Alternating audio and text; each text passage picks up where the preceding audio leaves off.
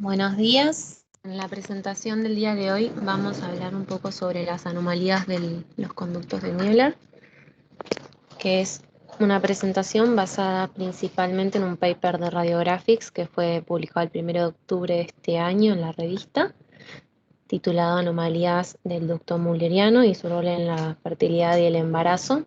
Acá les dejo los autores del trabajo, sus lugares de trabajo y la cita del paper con el título y de nuevo los autores. Siendo un breve repaso de la embriología, vamos a tener los conductos mesonéfricos y paramesonéfricos. Los conductos paramesonéfricos son aquellos que nos van a dar lugar a la formación de los genitales internos femeninos y se van a desarrollar en el embrión femenino por ausencia de hormona antimülleriana y por un estímulo por parte de lo que son las hormonas maternas y placentarias, así como los ductos mesonéfricos van a regresionar por falta del estímulo de la testosterona. En sí, lo que son los conductos müllerianos nos van a dar lugar a lo que es el cuerpo uterino, las trompas, el cuello y los 2/3 superiores de la vagina, y también van a formar lo que son los ligamentos anchos con los espacios retrouterino y vesicuterino correspondientes. Las anomalías que vamos a describir relacionadas con la alteración de estas formaciones van a ser categorizadas como de desarrollo, fusión o reabsorción. Y tenemos que tener en cuenta que como el origen embrionario de los ovarios es aparte, siempre en estas patologías los ovarios van a ser normales y funcionantes. Solo en una de las patologías se pueden encontrar en una topografía alterada, pero aún así van a ser funcionales. Acá dejo unos gráficos de la fusión de ambos conductos müllerianos con parte de reabsorción y cómo van dando lugar a lo que es el útero, las trompas, cuello y los 2/3 superiores de la vagina. Como podemos ver acá, el seno urogenital nos va a formar lo que es el tercio inferior de la vagina. A modo de introducción, tenemos que las anomalías de los ductos müllerianos las vamos a encontrar en un 7% de lo que es la población general, y generalmente 1/3 de las mujeres que tienen este tipo de patología van a estar acompañados con anomalías renales, por lo que es muy importante que cada vez que hagamos un diagnóstico de una de estas patologías que vamos a describir, busquemos y valoremos también todo lo que es el sistema urinario para detectar si hay o no anomalías a ese nivel que estén asociadas. También en las pacientes que tengan algún tipo de estas afecciones van a tener un aumento de probabilidad de cursar con endometriosis, sobre todo en aquellas que tengan alguna patología de tipo obstructiva, y el 25% de las que tengan estas anomalías van a cursar con infertilidad y abortos.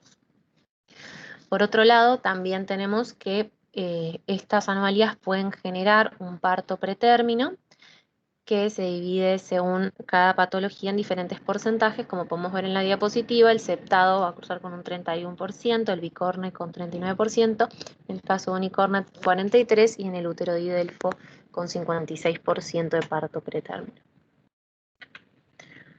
En cuanto a lo que son las modalidades de imágenes para la valoración de estas entidades, tenemos que la ecografía 2D y la ecografía transvaginal son los estudios de primera línea.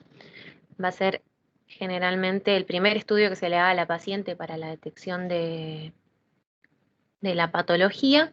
Por otro lado, se puede usar lo que es la ecografía 3D, lo que nos va a permitir valorar lo que es la configuración externa y el contorno uterino, sobre todo la parte del fundus, que va a ser que sus características nos van a ayudar a clasificar las diferentes patologías que pueda tener dentro de las anomalías de los ductos. La resonancia es otro de los estudios muy utilizados para la valoración de estas pacientes, sobre todo aquellas que tengan alguna anomalía de tipo compleja o una distorsión anatómica que puede estar dada tanto por cirugías, endometriosis, trauma, entre otras. Y lo que generalmente se van a usar son imágenes ponderadas en T2, en planos que sean ortogonales al útero y al cuello uterino.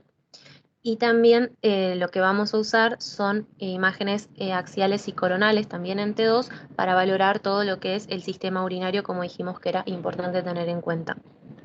A esto le vamos a sumar secuencias ponderadas en T1, FATSAT, para valorar la posibilidad de contenido hemático dentro de lo que puede ser útero y vagina, sobre todo, para descartar, por ejemplo, la presencia de hematocolpos y endometriosis. Otro de los estudios que es el estándar para valorar la permeabilidad de las trompas es la histerosalpingografía, que de hecho podemos ver acá 3 imágenes que ejemplifican.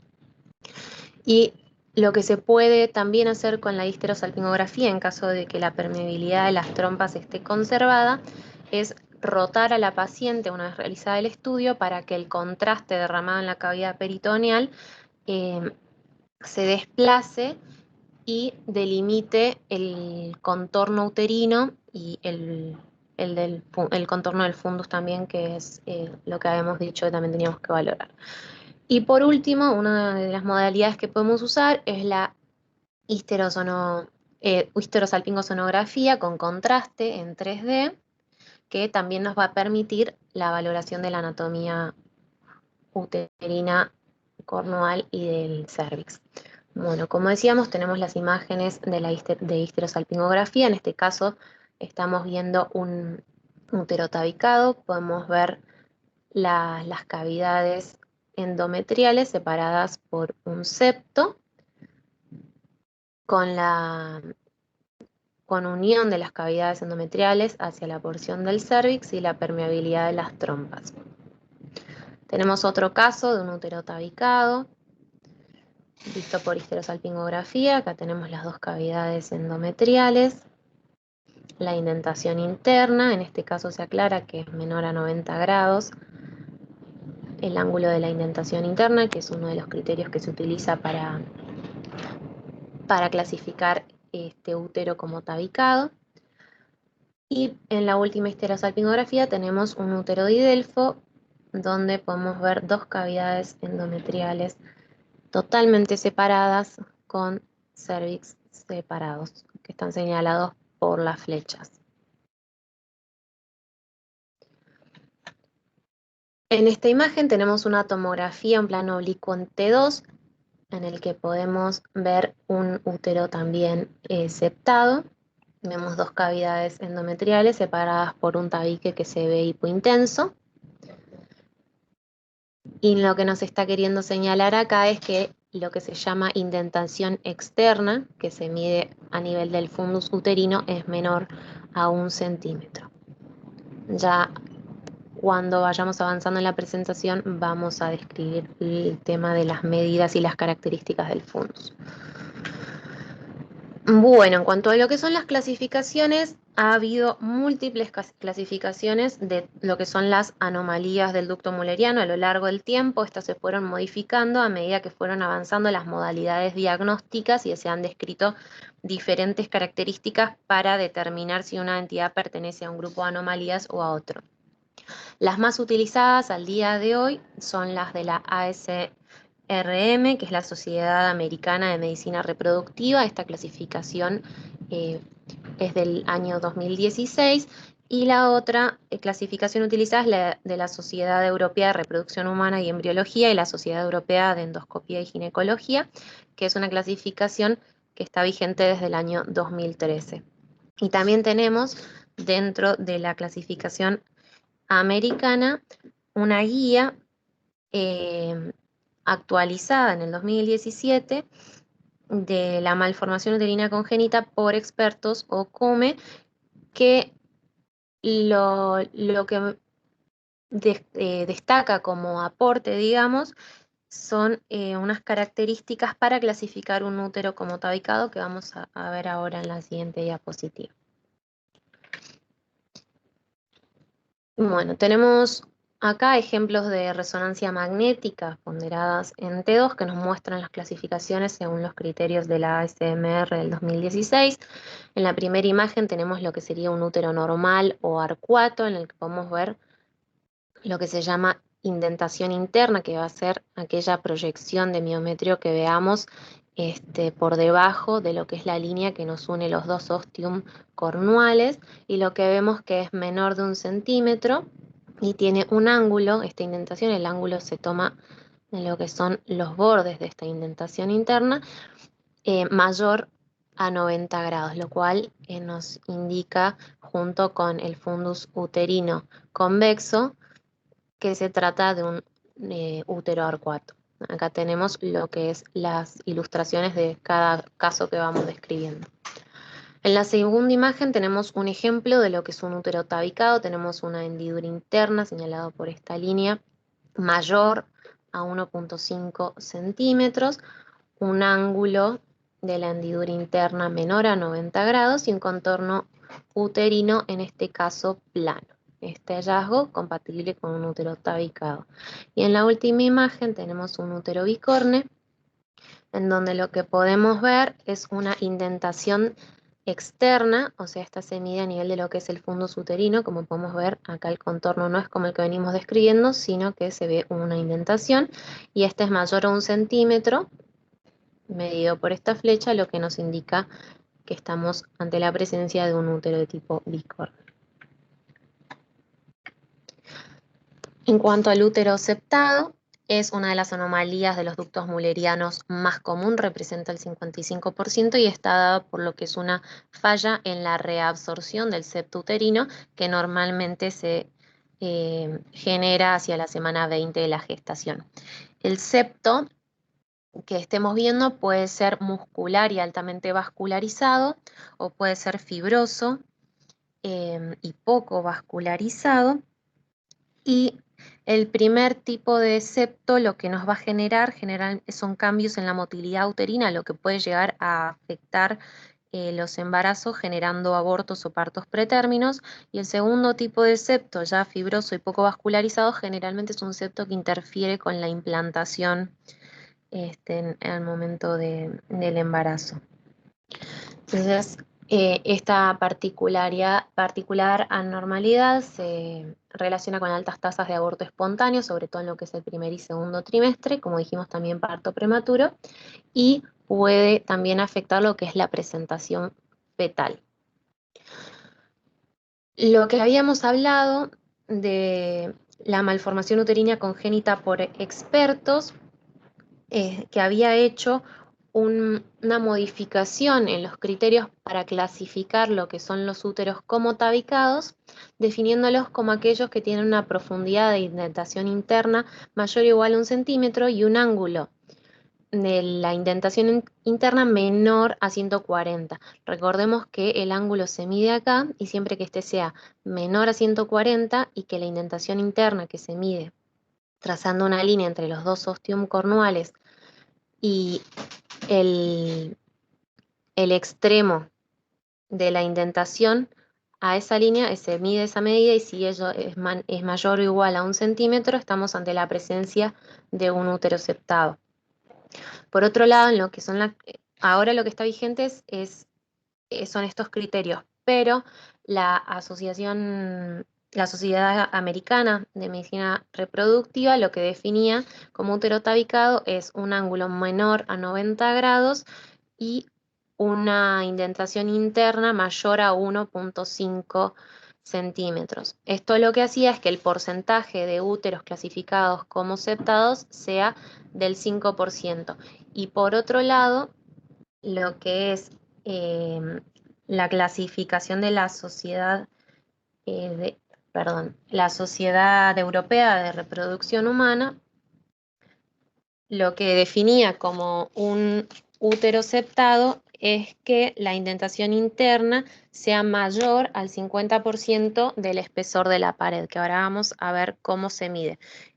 Pero con esta clasificación se diagnosticaban úteros septados en un 31%. Entonces se vio que con una clasificación se subestimaba y con la otra se sobreestimaba, por lo que se actualizaron los criterios, lo que nos genera un 12% de úteros tabicados.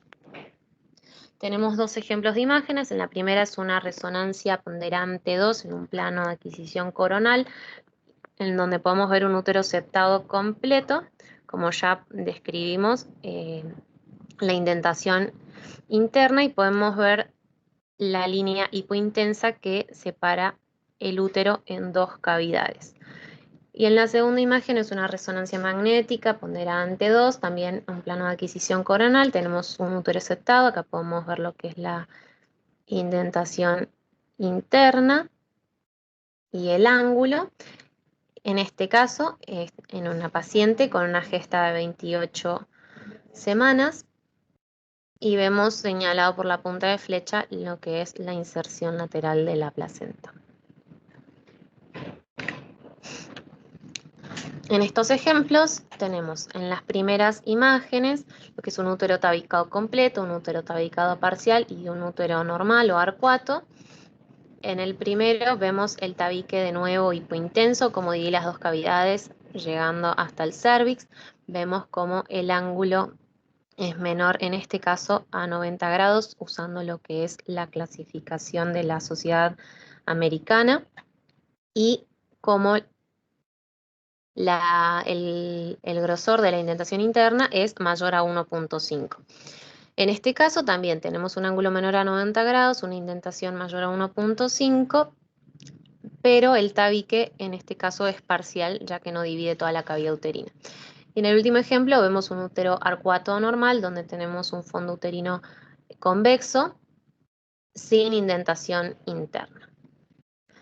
En esta imagen de ecografía 3D, en un útero normal, lo que nos quiere mostrar es cómo se toman las medidas según la Sociedad Europea de Reproducción Humana, y lo que estamos viendo es que se traza una línea entre los dos ostium de las trompas, otra línea que pase por el fondo uterino y otra línea transversal que pase por el borde más distal de lo que es o va a ser la indentación interna. Entonces, el espesor que tengamos desde la línea que pasa entre los dos ostium y el fundus uterino va a representar lo que es el grosor de la pared uterina. Y la medida que tengamos entre la línea que pasa por los dos ostium y el borde de la indentación interna nos va a definir la hendidura interna.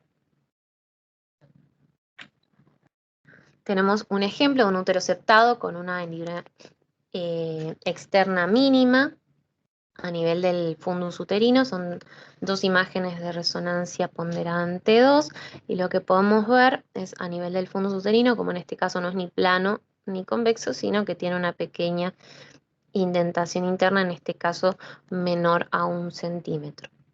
Y podemos ver la indentación interna mayor a 1.5 centímetros con el ángulo menor a 90, lo cual definiría a este útero como un útero tabicado, y podemos ver de manera hipointensa el septo. En este caso lo que estamos viendo es un plano axial a nivel del cérvix, y vemos cómo el septo hipointenso llega hasta ese nivel. Pasando a lo que es el útero bicorne, se define por la Sociedad Americana como una indentación fúndica externa, en este caso mayor a 1 centímetro, que mantenga la comunicación de las cavidades endometriales. Y por otro lado, por la Sociedad Europea de Reproducción Humana, tenemos que los úteros bicornes entran dentro de lo que son los úteros bicorpóreo, así como también va a entrar el didelfo, pero en el caso del bicorne, la indentación del fondo uterino va a ser mayor al 50% del grosor de la pared uterina, que es como lo habíamos medido en una de las diapositivas anteriores. Y en este caso, la división de las cavidades va a ser también incompleta. Lo que puede pasar que dentro del útero bicorne encontremos lo que se define como un útero bicolis, que es un útero bicorne que tiene un septo que divide ambas cavidades hasta el cérvix. Y en este caso siempre tenemos que pensar como diferencial el útero didelfo, y en algunos casos va a ser difícil o hasta imposible hacerlo por imágenes al diagnóstico diferencial. Tenemos un ejemplo de un útero bicolis, en este caso justamente, en el que podemos ver la indentación externa mayor a 1 centímetro, medida siempre por la línea que pasa por el fundus uterino y en este caso por el borde inferior, digamos, de la indentación externa. Se mide esta distancia, nos da mayor a 1 centímetro y esto nos da el diagnóstico de un útero bicorne. Y lo que también podemos ver en este caso, como dijimos que es un útero bicolis, es un tabique fibroso que llega hasta lo que es el cuello uterino, que está señalado por la punta de flecha, separando ambas cavidades. El útero didelfo es otra de las anomalías que vemos por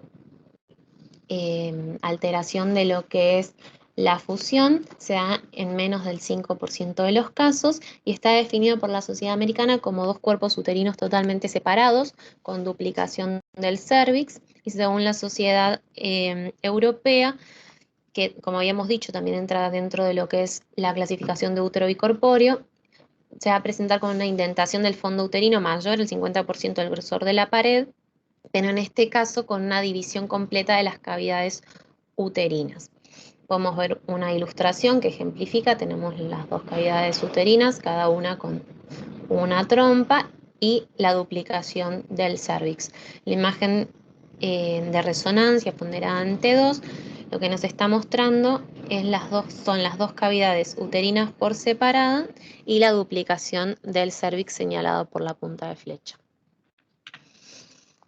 Otra de las anomalías es la duplicación o tabicación del cérvix, no necesariamente asociado a un útero bicórneo didelfo, aunque generalmente se asocian y la asociación es mucho mayor a lo que es con el útero septado y que este tabique sea completo y divida el cuello en 2 cavidades.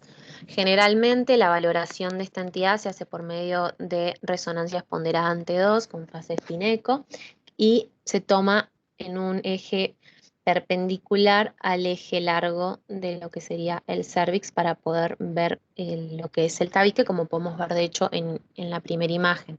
Tenemos un eje perpendicular al eje largo del cérvix y señalado por la punta de flecha vemos de forma hipointensa al tabique dividiendo el cérvix.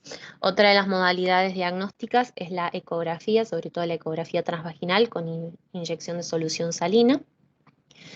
Y podemos también utilizar la histerosalpingografía, en la cual vamos a necesitar doble canulación para poder ver la separación de la conducto cervical.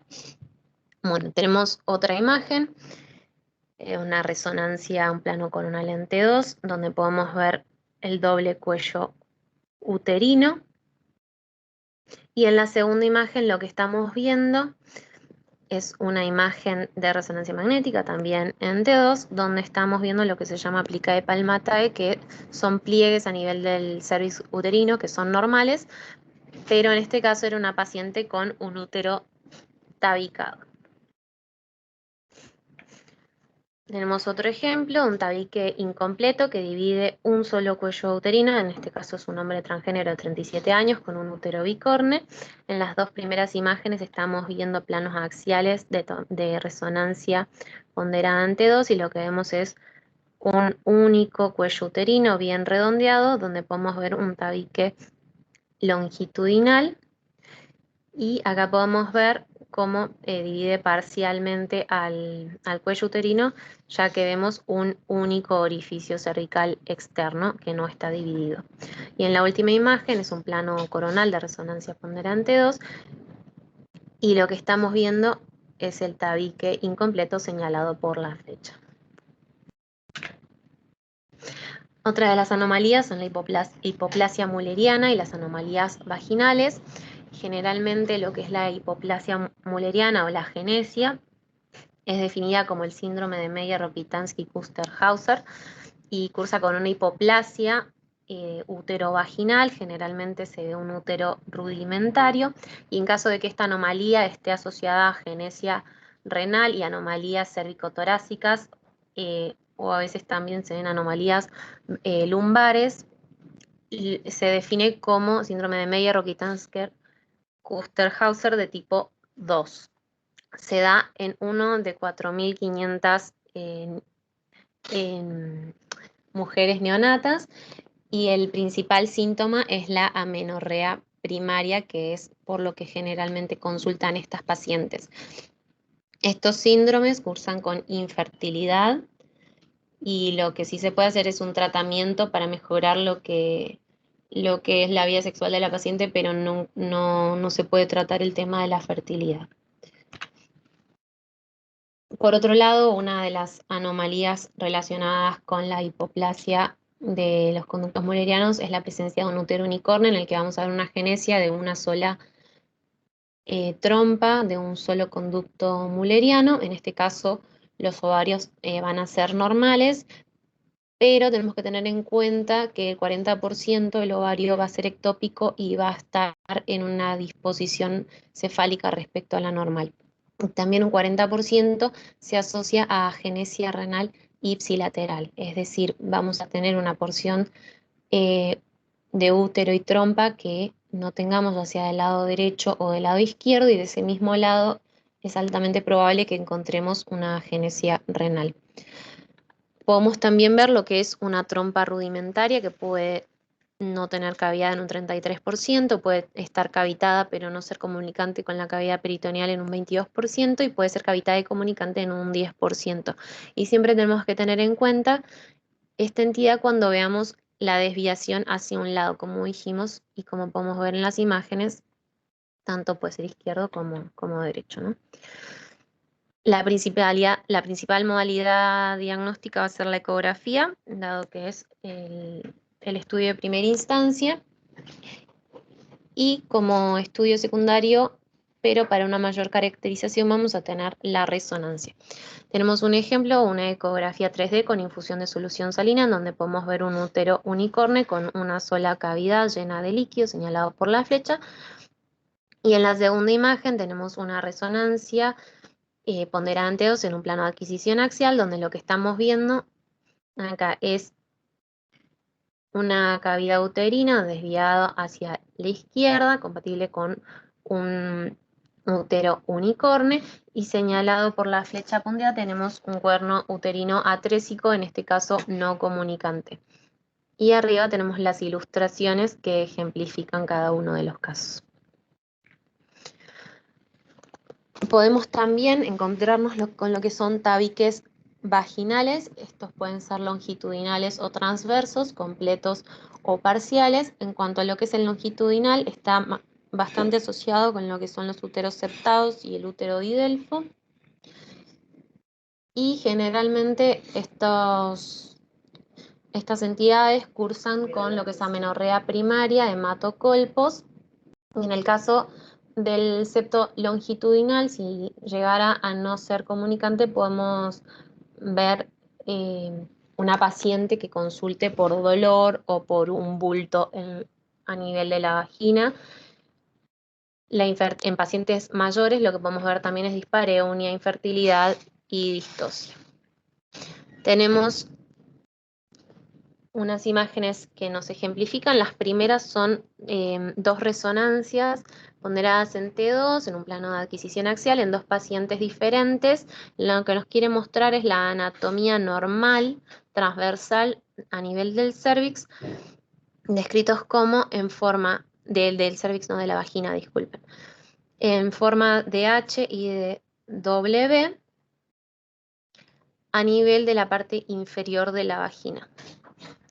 Estas dos pacientes serían, digamos, normales, no tienen ninguna afectación. Y en las últimas dos imágenes, en la primera lo que estamos viendo es también una resonancia ponderante, o sea, un plano de adquisición axial, y lo que estamos viendo es un útero septado completo. Entonces lo que vemos son dos conductos vaginales separados por lo que sería un tabique longitudinal.